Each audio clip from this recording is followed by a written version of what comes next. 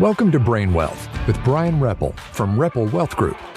Join us on a transformative journey where we explore the powerful connection between mindset, financial success, and cutting-edge biohacking. Gain actionable insights from Brian and his guest experts in psychology, finance, and personal development as they examine the world of biohacking to supercharge your mental and physical well-being. Whether you're an entrepreneur, financial enthusiast, or simply eager to enhance your health and mindset, let this podcast be your guide to holistic abundance. Now, let's get ready to unlock your brain wealth. Welcome to the Brain Wealth Podcast with your host, Brian Repple. Brian, great to be with you. Today, I understand we're going to talk about the mindset foundation, the questions we ask ourselves and the words we speak into existence and how they become our reality, which I am fascinated by because I know that you've been traveling a lot. You have experiences to share that can lay the framework for 2024. You just completed an ultra endurance event. You and I spoke about the financial conferences you've attended, getting AI certified, and your last conference in the alternative holistic health space. I was going to say it's been a busy first part of the year. It's been an insanely busy couple of months. I mean, we're barely into 24 and you've covered a lot of ground. So I got to start off with a question. What ultra endurance event did you compete? What was the motivation? What did you learn? And how does this play into mindset, health, and overall factors for wealth? Hi, by the way. Yeah, well, thank you. I think part of the reason why I wanted to start off with this was because when you look at the pyramid of wealth, and I think about the pyramid of wealth of being, what is the foundation of wealth? And wealth is just not about money. And it is about the foundation is really built on a mindset of how do you endure through things. And it's the thought process that the brain creates to the mind. And at the top of the pyramid, as you go along the different spectrums of relationship, time, money, your health, body, and getting to the ultimate top of the pyramid of spirituality, the connection to God, universe. Right. So it's kind of so starting really at the foundation, the mindset. And to answer your question about this was an unofficial, not a record, some hosted event on the books, this ultra endurance event. It was just a phone call from a friend, buddy, challenger of mine, Jeremy Newsome. And I get this text message from him on Thursday before January 1st. And the message is, hey, man, are you going to do this with me? And I'm like, well, what is this? That's a good question. Yeah, what is this? And he says, we're going to do 12 miles every 12 hours for 12 days straight. And I'm like, well, maybe I should call him up to make sure I really understand. Maybe you read that wrong.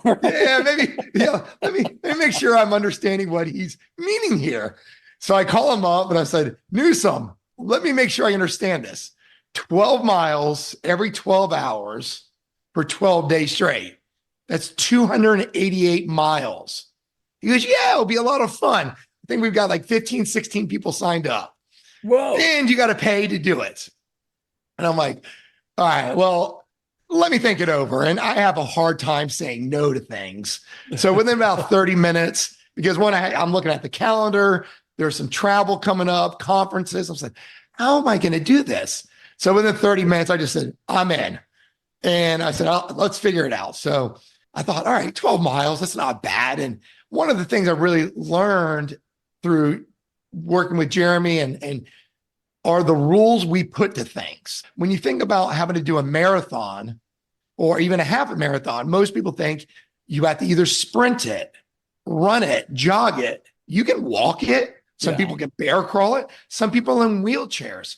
There are no rules to how you do the 12 miles or how you do complete the 24. The job is to complete the 24 miles in 24 hours.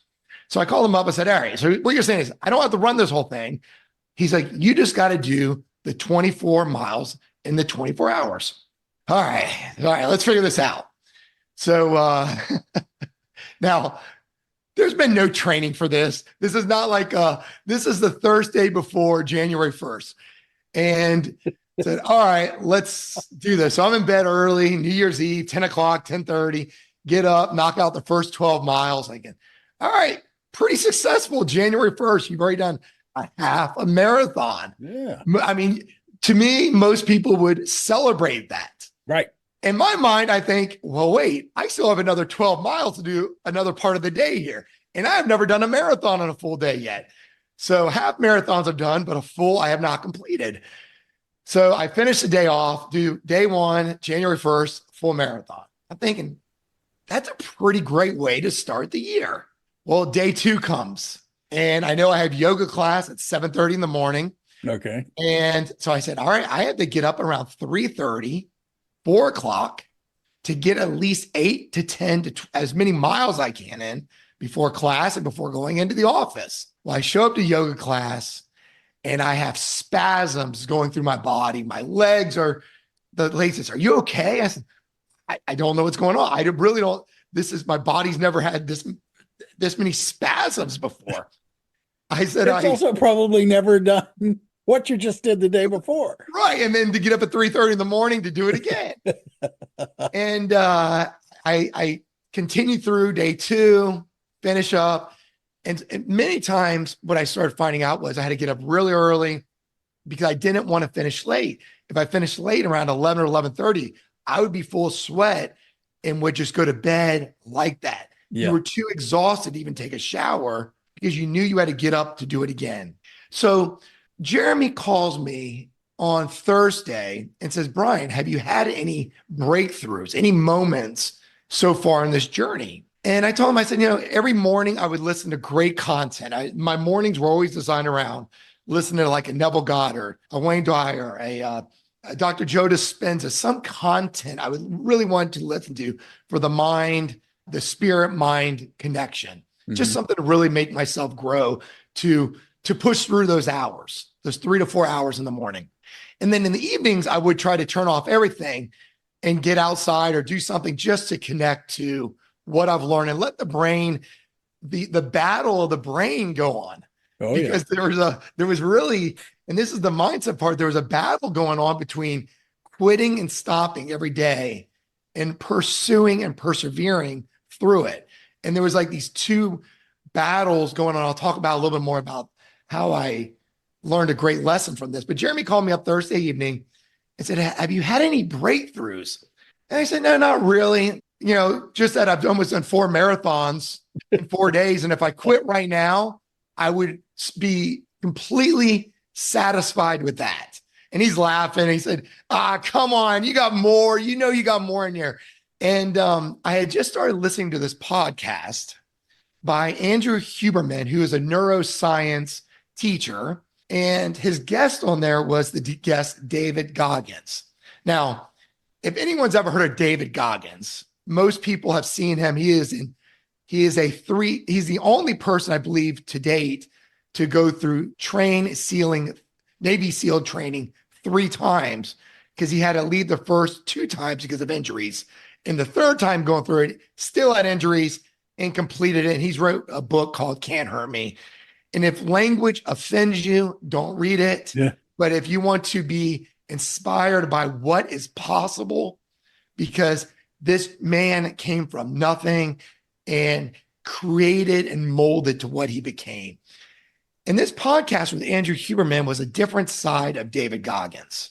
It was a calmer side, not the one that yells. And he's never yelling at people. He's yelling at his own demons inside, battling his own voices inside. And one of the things that came out of this podcast, which was just blew me away, was Andrew starts talking about this thing in our brain called the anterior mid-cingulate cortex. And the scientists have started discovering what this anterior mid-cingulate cortex is. And everyone has it. It's on the left side and the right side of the brain. And the way Andrew describes it is, let's take someone that's obese and overweight. Okay. And an obese, overweight person has a very small mid-cingulate cortex. But as they begin to diet and exercise, this part of the brain begins to develop and grow. They also found it in athletes. It is larger in athletes. So what they discovered was this part of the brain is associated with doing persistent and strong motivation in the face of challenge. It's being engaged in behaviors that you don't want to do. And it's the willpower of that, going through those things that you don't want to do, that this part of the brain begins to develop and grow. And they discovered it in people that live longer periods of life, that this part of the brain was larger because of the willpower to do the things you don't want to do and doing them in spite of not wanting to do them. So it was interesting. I have a cold plunge machine at my house. It's set at 32 degrees. I enjoy getting into the cold plunge. And what's funny about that was that does not stimulate my brain. It does other things to my body, which for inflammation, for overcoming, getting in there in the morning, great for all sorts of metabolic things for my body. But it doesn't trigger the brain to grow because I want to do it. I enjoy doing it. Someone that hates the water is afraid of the water and hates cold water, but they do that activity, triggers that part of the brain to develop and grow. Okay. And I was like, whoa, I've listened to this podcast 3-4 times because it kept triggering me to say, I don't want to get out of bed this morning to do this. My ankle is swollen. My joints hurt. Everything hurts on my body. I don't want to do this. But then I realized this quote I came up with, and I hope everybody hears this because it was such a powerful quote for me. And this is a Bryan Repple official line, but willpower, the will inside of you, you cannot order it over Amazon, and you cannot get it prescribed to you over the counter. The will inside of you, the mindset you create, is created within you, doing these S you can correlate anything you want. I will just say the stuff, doing the hard stuff you don't want to do. And I was like, wow, what a lesson through this. That is a absolute truth, first of all. And it's really funny because it's interesting because I know a guy who says, this is true, it's true, Brian, who says the problem with America is that we don't want to do the hard stuff anymore. And he's talking about it in relation to science and math, okay, because he's a physicist. But that correlates exactly with what he says. It's amazing. It really is. It's fascinating. Doing the stuff you don't want to do. And that's one of the things I really discovered out of this was the difference between the people that are successful and unsuccessful. Because Bill, they both have what it takes to be successful, but successful people just show up and do it anyway. And they do it in spite of the pain. They do it in spite of all the reasons saying not to do it, but pushing forward to do it. And every morning for those 12 miles, every 12 hours. Now, fortunately, we changed the rules around because everybody had work and conflicts. The goal really became you just had to do 24 miles in 24 hours. And I found that to even be more challenging because a lot of times you'd go out for 2 hours and your body would stiffen up and you're like, wait a minute, I now have 12, 14 miles to do and it's 6 o'clock at night. Yeah. And you're like, whoa, I just got to push through this. And it was doing all the things I didn't want to do and doing them in spite of the voices in my head saying, stop, you're going to hurt yourself. The pain, the blisters on your feet right now are miserable. They're popping, but do it in spite of it. And I will tell you the coolest part about it. There's some amazing lessons I learned. And one of them was being the CEO of my mind. And I came up with this story was, wait a minute, Brian, I am the CEO of my mind. And what I'm finding is if just like a board meeting, if you're at a board meeting, you're a business owner and you have a team sitting around you.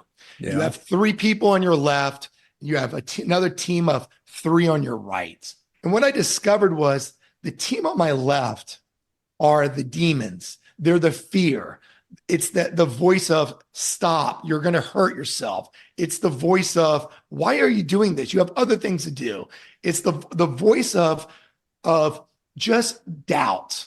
And then I realized there was another 3 voices on the other side that I had to. And now if you think about this, which voices in people's minds are generally the loudest? The voices of fear, doubt, quit, don't move forward, or the voices of love, courage, strength, the ones you need to call upon? That's a hard question to answer, at least for me, because there are days when those voices on the left are definitely a whole lot stronger and a whole lot louder than the good that I can see and can feel on the right. Yeah. Yeah. And if we look at the reason why I'm bringing this conversation up, I think it's so critical is we're in the year 2024. And then why I wanted to start off the pyramid of mindset is we're going into an election year. Yeah. And I realized this challenge was not just for me. This challenge was for me, but it was for me to get my mindset right, to transfer this information out there so others can get their mindset right, because we're going to get days, if we're going to get caught up in the news, the elections, the stock market, all the things that can affect us and paralyze us, because the voices at the left of the table are generally louder than the voices on the right. And if we don't allow the voices on the other side of the table of love, courage, strength, commitment, will, empathy, if we don't allow those voices to speak up at the table when we're there, the voices of the demons will win. And when they win, what do they do to our body? What do they do to our mindset? What do they do to our health? What do they do to our environments, our relationships? And the thing is, it's allowing ourselves to be playful with the voices, to acknowledge both sides of them, and not allowing one side to dominate. And when I was going through this challenge, man, quitting, stopping, they were so high. And it was fair to stop. It was fair to not want to get up. Sure. After 6, 7 marathons, it was okay to say, Brian, you've done it. Your ankle is so swollen right now. I was taping it up, and I would not take the tape off the entire day because I knew that I would tape it off. The swelling would just expand and the pain would get worse. I have to ask you, and I'm sure people listening to this are saying, well, wait, at one point, some point, anywhere in here, don't you have to listen to that? And not being a voice on the left or the of the demons or the good, but a voice in your body. I mean, at some point, don't you have to say, maybe I can't take the tape off. Maybe I've gone too far. Well, here's what it's a beautiful question, because some of the people I work with, my yoga instructor and massage, are like, Brian, listen to yourself, listen to your body. Right. And I said, let me ask this question. What if you looked back? What if I look back and this is the worst it could be? What if I look back and this pain right now is the worst it could be? See, I personally believe we love sticking in our pain. We love staying in our pain. And I've started to realize through this journey, my body began to adapt to the pain. And I began to create a new story, because as I got closer to the 9th day, the 10th day, the 11th day, the excitement started running up me saying, and I thought it was going to get easier. Like, you're getting closer. Yeah. And it became that much more challenging. But here's the cool part. I went to yoga on the Friday of the 12th day, and I had about 8 miles left to do. I did yoga class at 3:00 in the afternoon.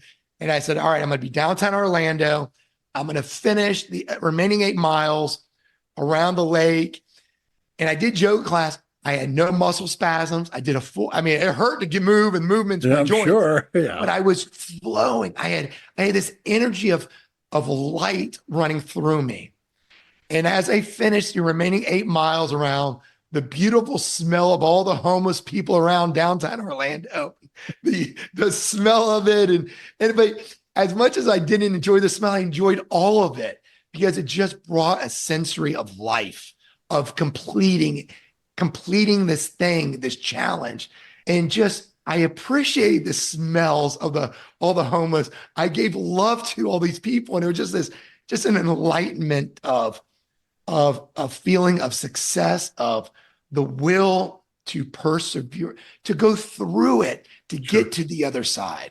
Yeah. And here's the fun part, Bill. What I really found was when Saturday and Sunday came, the blisters went away, the swelling in the ankle went away, the joints almost I was healed. And I said, wait a minute. 3 days ago, you were in suffering.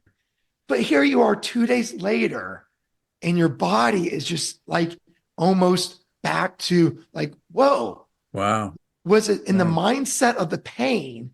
Yeah, the pain was real. I could look at the blisters. I could see the things going on in the ankle. I could see the things. But I said, how much was my mind just getting uncomfortable? My body was getting so uncomfortable. They were saying, stop. You don't need to do this. The body's feeling the uncomfortableness of it. And I said, wait a minute. Why don't I become the creator when I tell the body what is uncomfortable and what's not? And let's get through this. Yeah. And I realized it's funny. It's interesting because I practiced a martial art for a number of years. And, people are always like, martial artists don't feel pain. And that's not true. Actually, the pain becomes a sensation. You recognize pain as a sensation, just like you recognize being tickled as a sensation. Yeah. And it's adapting your mind to understand that the pain is real and the pain is there, but it is a message and it is a sensation that you can choose to give value or weight to. Beautiful. Which is, it seems to me, exactly what you're saying right now. Yeah, and that's why I really want to start with mindset, because we are going into a year that can paralyze people. And I'm going to be one of those. I'm going to say I'm excited to talk about all of this today because I think I'm pretty normal. And I look at this year and I look at it being an election year and I look at all of the risk that I see in terms of, out there and globally. I have been trying to sort through all of that myself. Yeah. So this is a great conversation for me to have. I hope it's great for other people to listen to. Well, one of the things that I really started, and that's why I'm grateful to start the year off with that challenge, and then some of the financial conferences I've gone to, which we're going to, some of the guests coming up, we're going to really explore some of those concepts. But I learned something from Stoicism and Epictetus. And one of the things that he said, his father said to him, and Epictetus was a Greek Stoic. Yes. Okay. And his father said to him, we first have to learn to begin to focus on the empire between our ears. And he's really referring to our thoughts, our emotions, our urges, our fears, and then our choices. We're going into this year, there's going to be a lot of fears. And the news is going to create a lot of fears, a lot of uncertainty. A lot of things are going to go on. And how we control the empire, the universe between our ears is going to control a lot of how we behave and the choices we make and how we respond to them. And so I'm really putting a lot of emphasis on that because the mindset is the foundation that we have to get established for us to gain ultimate wealth. That ultimate wealth of that to get to that top of that pyramid, that spiritual connection. Yeah. We have to get that mindset right for money, health, relationships. So I'm going to kind of just close on this because this is one of my dear friend, Jeremy, when we were on the mountain together, which I know I shared a little bit about the alternate with you even after our podcast, the one I did not complete. And I call it Whispers from the Mountain, but he spoke this to me up there and he shared it to me again while we're doing this challenge. And it's a fable, it's a proverb, it's just a story that I think that if we understand it and allow it to sink into our hearts, we can enjoy this year and going through this political year and allow the noise to allow a lot of it to flow through us and not get stuck to us. Okay. I want to make sure people hear that right, because we're going to meet a lot of noise. We're going to hear a lot of things. Sure. And it's almost like if you saw a black cloud outside, Does that black cloud upset you? You're like, no, it's just tells me it's a black cloud. It's going to pass by. So we're going to hear a lot of noise. We're going to hear a lot of things. And our ability and our mindset allow those things to pass through us and not get stuck to us will allow us to live more free and abundantly. And so the fable is, you might have heard this, the tale of the two wolves, the battle of the two wolves. Right. And I love this story because it was the battle that I was fighting going through the 288 miles. And the story is about an old Cherokee and the teaching into his grandson about life. And he says, there's a fight that is going on inside of me, he says to the little boy. He says, it's a terrible fight. And it's a fight between two wolves. One wolf represents evil. He is anger, envy, sorrow, greed, arrogance, guilt, resentment, inferiority, lies, false pride, and most of all, ego. He continued, but there's another wolf. The other one is good. He is joy, peace, love, hope, humility, kindness, empathy, generosity, truth, compassion, one of the most important ones, faith. So the same fight is going on inside of you and inside of every other person too. The grandson thought about it for a minute, and then he asked the grandfather, which wolf will win? And the grandfather said, the one you feed the most. Now think about that. You're going to feed both those wolves. They both are going to be in there. You're going to allow them both to be fed. Yeah. It's the one you feed the most will win. And I leave that with everybody, because as we go through this mindset into 2024, and fear, false pride, ego, those things are there. Arrogance are alive. We also have to know that love, empathy, kindness, and faith is there too. Which wolf are you going to feed the most as we enter this year and into your life going forward? Beautiful. I always love that story. I really just always love that story, because we all have those two wolves, and not everybody recognizes that it is the one you feed the most that wins and that prevails. We forget that. This is a great conversation. We could go on. And in fact, this is one of my favorite podcasts because it's just it's so fascinating. But we got to come to an end on this one, and I want to end it with, I know they're in the show notes, but if people want to reach out to you, how do they get a hold of you? What's a good way to contact you? Yeah, absolutely. So the website is Repple, REPPLE, wealthgroup.com, or email me directly at brian@GAREPPLE.com.